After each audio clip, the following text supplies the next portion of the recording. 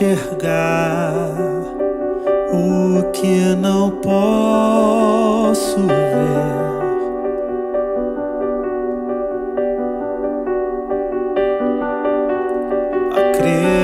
Acreditar sem nada pra provar.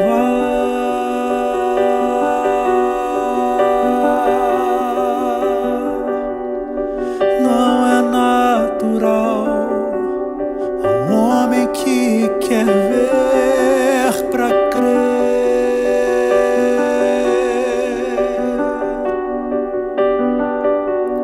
e busca explicação, respostas vindas da razão.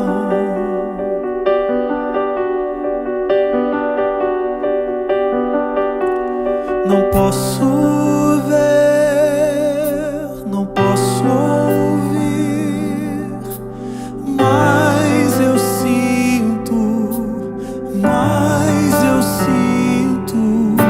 o teu agir pulsando em mim.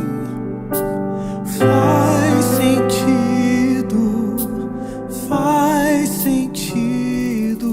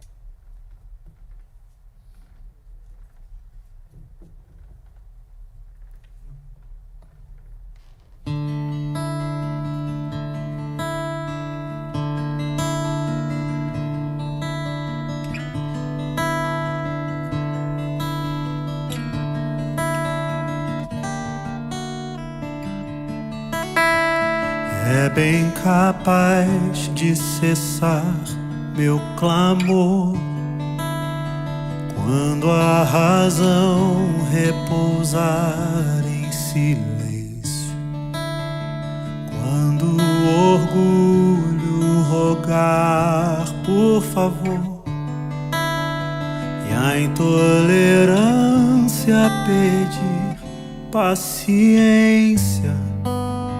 Tão improvável é crer, tudo coopera pro bem, mas as respostas estão em quem tudo pode mudar, tudo pode fazer.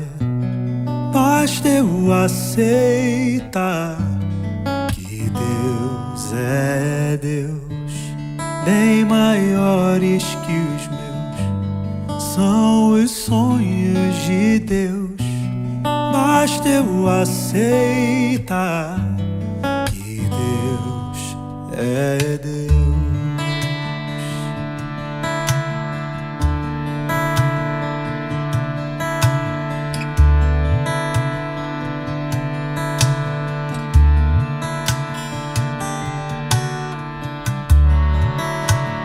Como entender os caminhos de alguém que movimenta o universo inteiro? Sabe os lugares que vou percorrer, move montanhas por mim em segredo. Provável é crer, tudo coopera pro bem, mas as respostas estão em quem tudo pode mudar, tudo pode fazer. Basta eu aceitar que Deus é Deus, bem maiores que os meus, são os sonhos de Deus. Basta eu aceitar que Deus é Deus.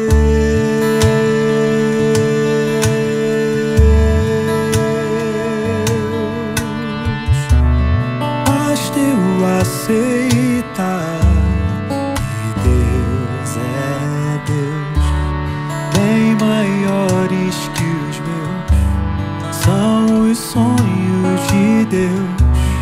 Basta eu aceitar que Deus é Deus.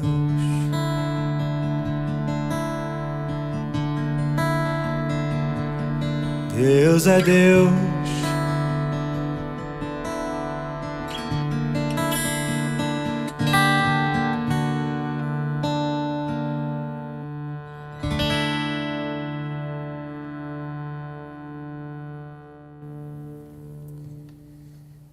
Eterno nosso Pai, nosso Rei,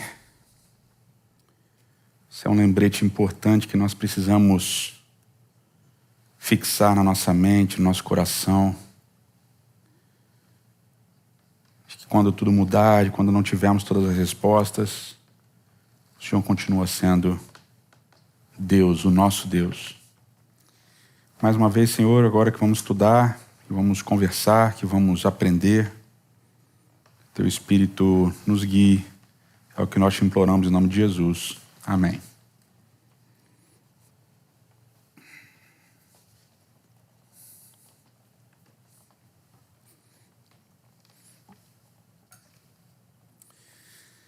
Uma das marcas mais importantes do que a gente chama hoje de modernidade, né? É a centralidade centralidade da razão humana, né? E a gente pode datar isso do século XVI, do século XVII, com o que a gente chama de cientificismo, né? Que foi uma grande revolução na maneira de se pensar, de se fazer perguntas, né? A busca por modos e métodos de pensar, de questionar e de poder repetir esse conhecimento em qualquer lugar, né?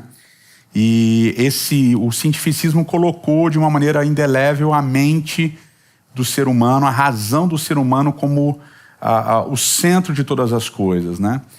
Talvez a máxima mais importante dessa mudança de paradigma do que a gente chamava de Idade Média para o que a gente chama hoje de modernidade é a frase do Descartes, do René Descartes, muito famosa: duvido, logo penso, penso, logo existo, né? O pensamento, a razão humana, o ser humano como esse animal dotado dessa capacidade de pensar, de dialogar, de resolver problemas, de solucionar questões, né?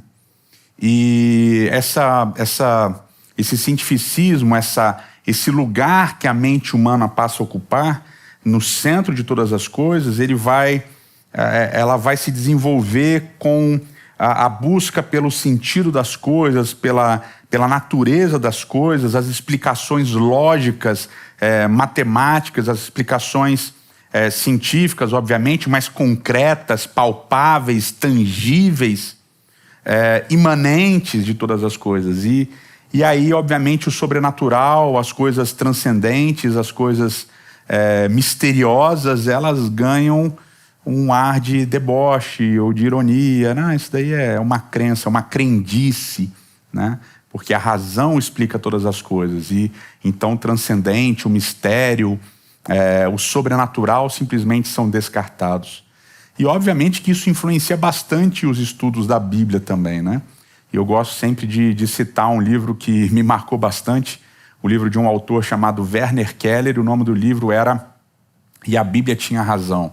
E nesse livro o Dr. Keller ele vai mostrar cientificamente como todos os milagres da Bíblia podem ser comprovados. Então, o Mar Vermelho, quando Deus abriu, na verdade, não foi Deus que abriu, mas havia um momento na história, na época do ano, em que o mar ficava por causa dos ventos de não sei o que lá, então era mais fácil de atravessar naquela região em que o povo de Israel atravessou.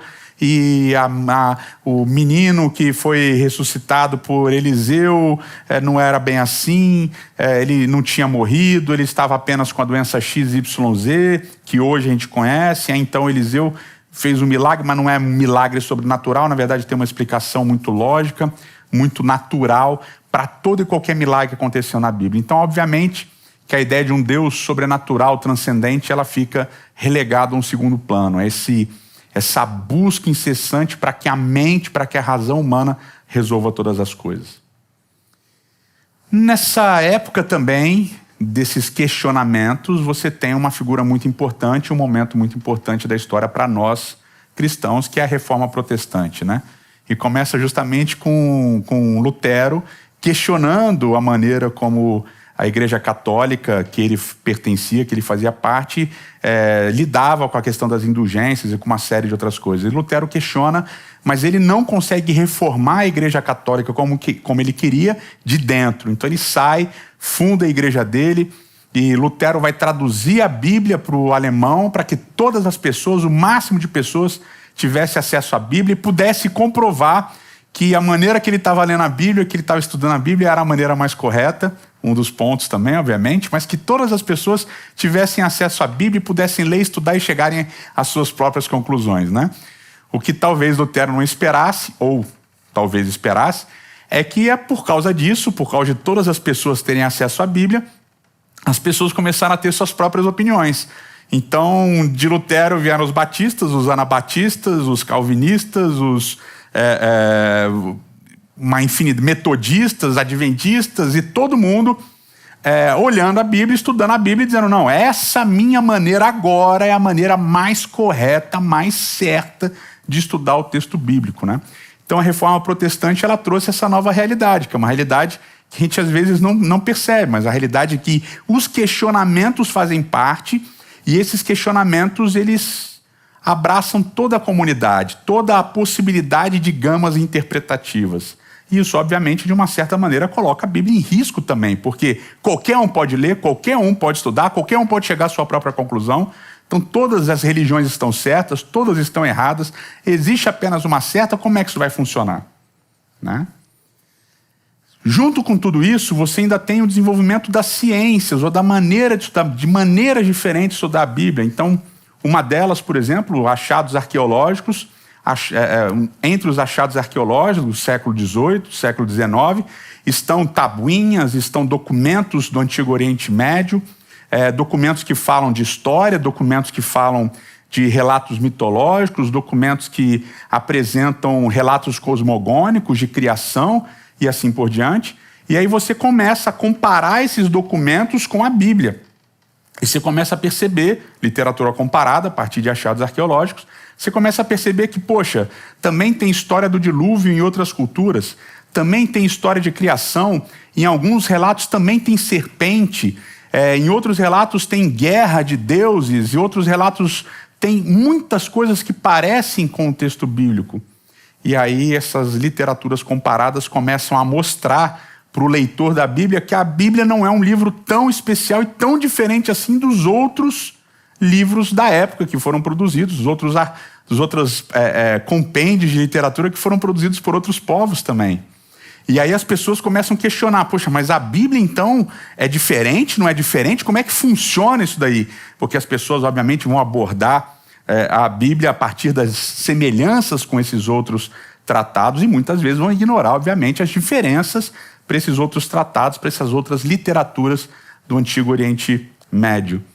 E aí você tem a própria arqueologia, que com achados arqueológicos, com achados de tumbas, com achados de sarcófagos, com achados de lâmpadas, de muralhas. Olha, Jericó não foi destruída do jeito que a Bíblia fala, Jericó foi destruída de uma outra maneira. Olha, esse personagem bíblico, nós não temos nenhum achado arqueológico que comprove a existência dele.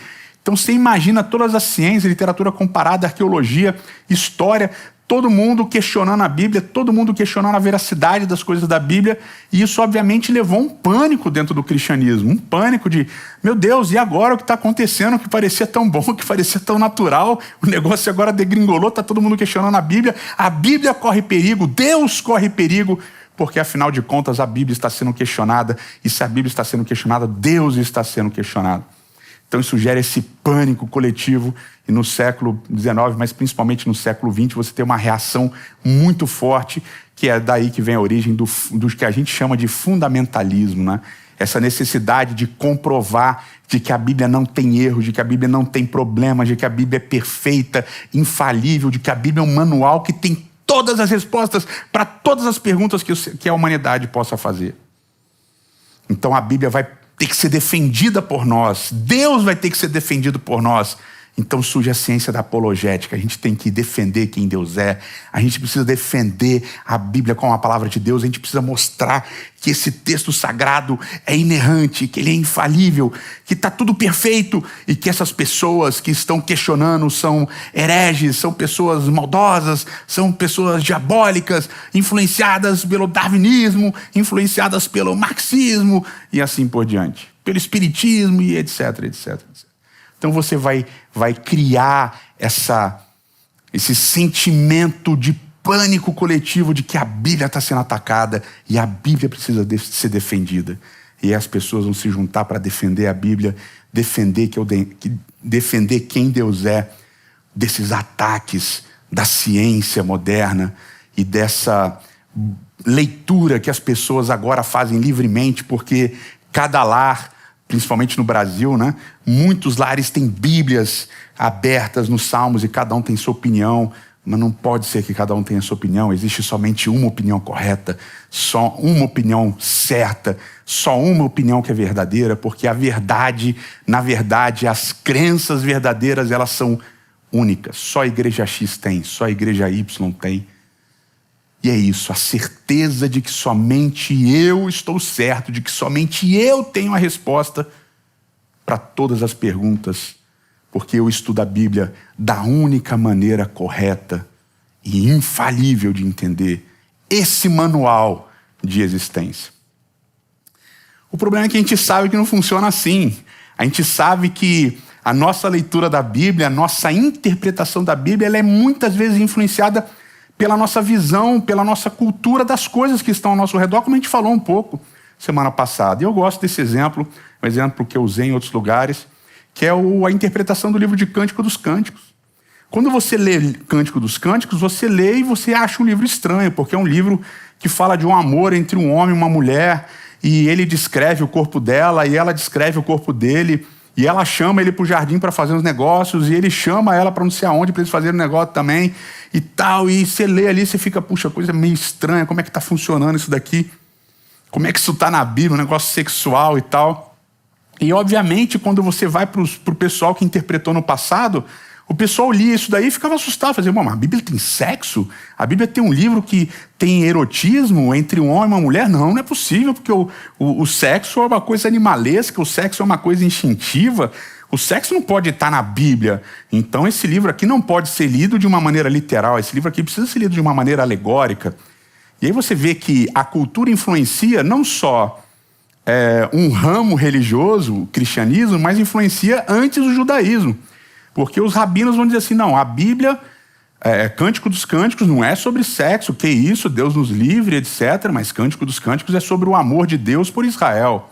E aí o cristianismo também influenciado por essa cultura, por essa visão de que o sexo é sujo, de que o sexo é pecaminoso, de que ele é o pecado original, os cristãos, os padres, os pastores depois, posteriormente, mas os padres durante muito tempo, eles vão dizer, não, Cântico dos Cânticos é o amor entre Cristo e a igreja. A igreja é a noiva e Cristo é o noivo e eles se amam.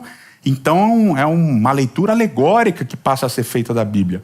E aí, obviamente, a partir dessa revolução científica, desse naturalismo com a razão do homem ali, fala assim, poxa, mas tem outros livros do Antigo Oriente Médio que também tem esse relacionamento entre homem e mulher, também tem essa linguagem erótica, tem poemas árabes que falam, que são eróticos, que tem essa linguagem aí de amor. Então, poxa, talvez a Bíblia tenha sido, ou tenha feito parte desse momento histórico em que esses poemas árabes foram feitos também. Então, será que não é realmente o amor de um homem e uma mulher?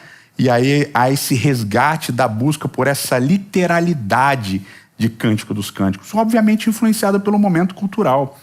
Então a gente dizer que a nossa leitura da Bíblia, que o nosso entendimento da Bíblia e de Deus, ele não é influenciado pela cultura, esse é um engano, isso é uma falácia. Nós somos, obviamente, influenciados pelo momento que a gente vive, pelas leituras e assim por diante. O que isso eu quero dizer? Porque a Bíblia ela não é um manual científico de explicações, a Bíblia não é um manual de engenharia, de arqueologia, a Bíblia não é um manual de matemática, a Bíblia não é um manual nem de como fazer religião e de como fazer igreja, a Bíblia é um manual de um relacionamento entre Deus e o homem. E como o Rabino Heschel coloca de uma maneira linda e brilhante, a Bíblia relata esse Deus que ama e que busca o ser humano para um relacionamento com ele. E muitas vezes esse relacionamento ele não vai estar dentro de uma caixinha, ele não vai ser limitado dentro de uma caixinha, ele não vai ficar encaixotado. É isso, ele não vai ser encaixotado.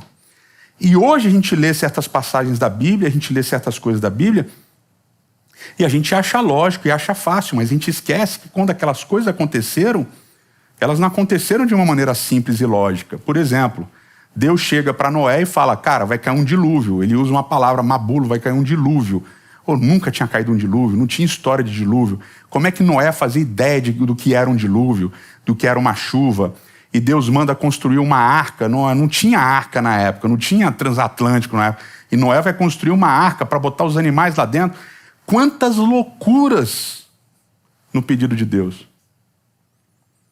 Quanta doideira no pedido de Deus. E se talvez existisse um manual de religião, e naquele manual teria assim, Noé, se tivesse um pastor na época, talvez o pastor dissesse, Noé, olha, com todo respeito, nunca teve dilúvio, a gente não tem outros relatos de Deus mandar destruir a humanidade inteira, que afinal de contas, se só você e sua família vão entrar na arca, há espaço para outras pessoas? Não há? Eu imagino que o pastor ia dizer, talvez você tenha comido muito e dormido logo em seguida, e aí você teve um sonho e achou que era Deus falando, ou talvez você tenha escutado uma voz, talvez fosse bom você ir no médico, no psiquiatra, para ver se não está com algum problema de esquizofrenia.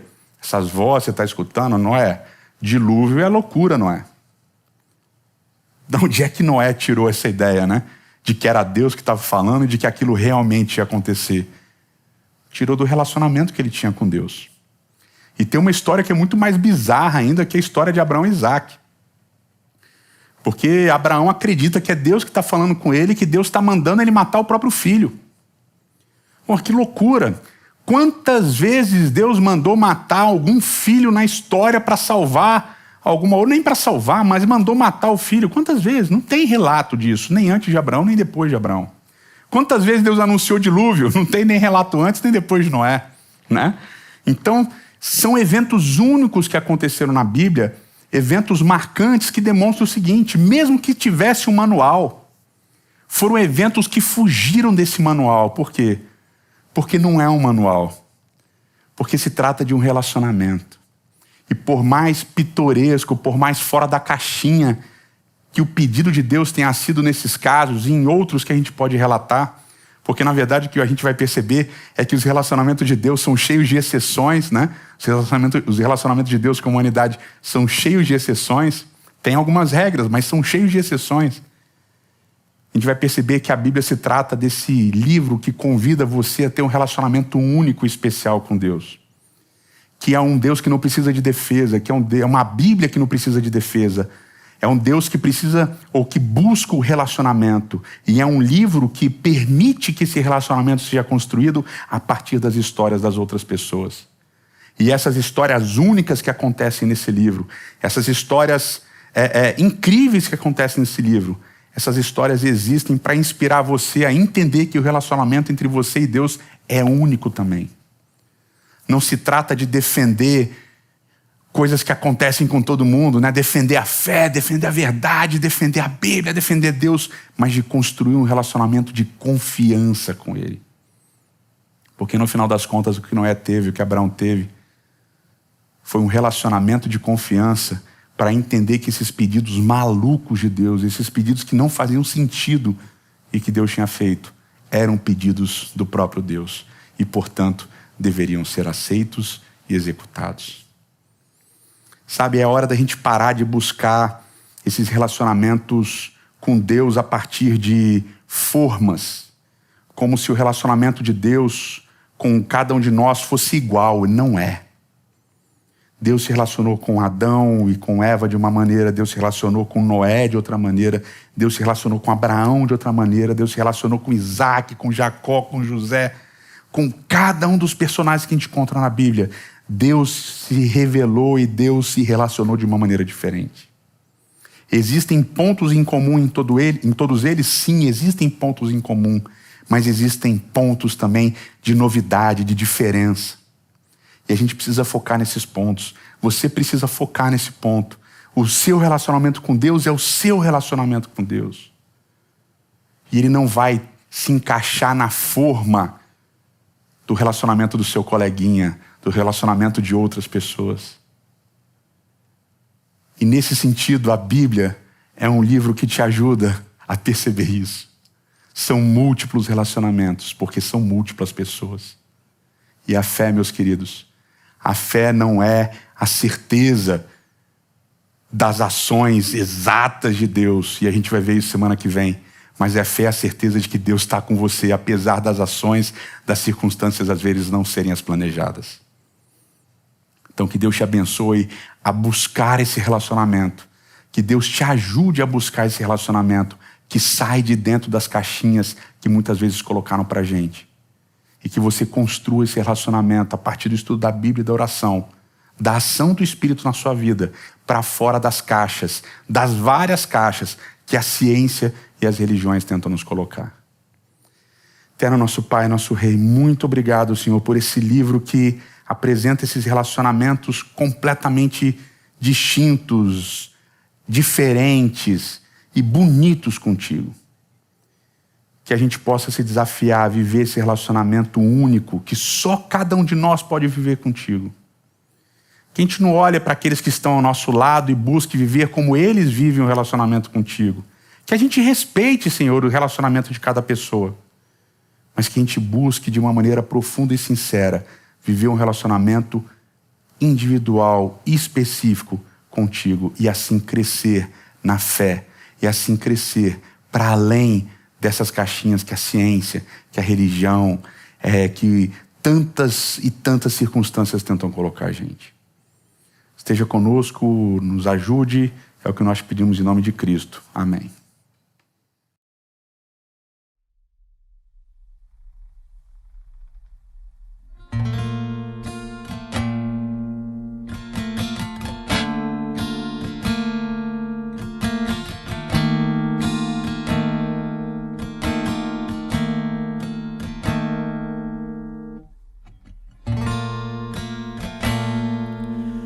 Estar em Deus não é teoria nem filosofia.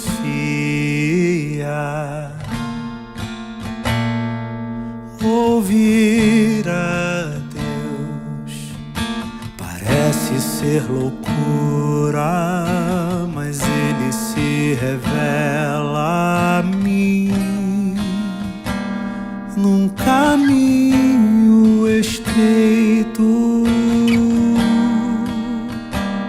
imperfeito ao meu olhar. Existe um Deus bem maior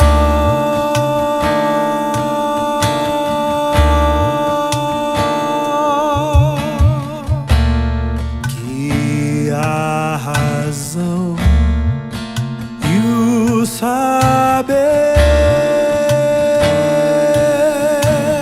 do homem.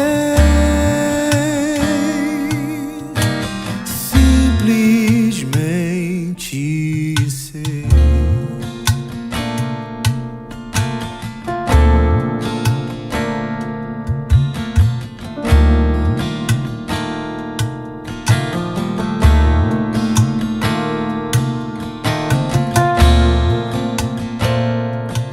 E pela fé ando por lugares aparentemente impossíveis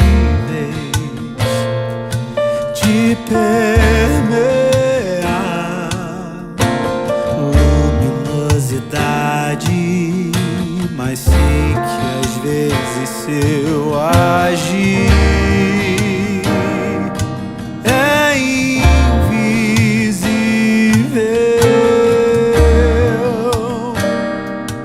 Perfeito é o seu poder.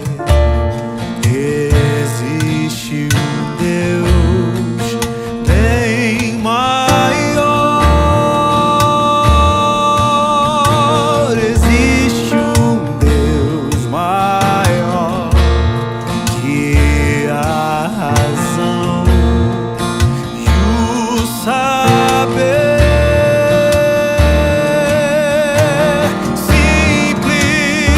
Simplesmente sei, mesmo sem sentir, e nada pra provar.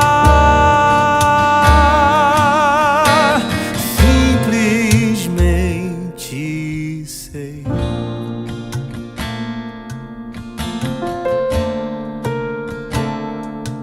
Eu sei.